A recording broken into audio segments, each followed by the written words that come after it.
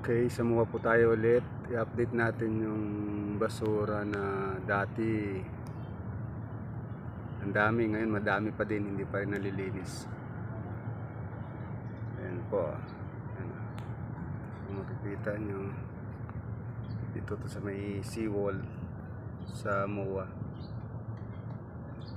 Ayan. Dami pa rin basura. Yan po yung mga birds na nagtatambak. Zoom natin.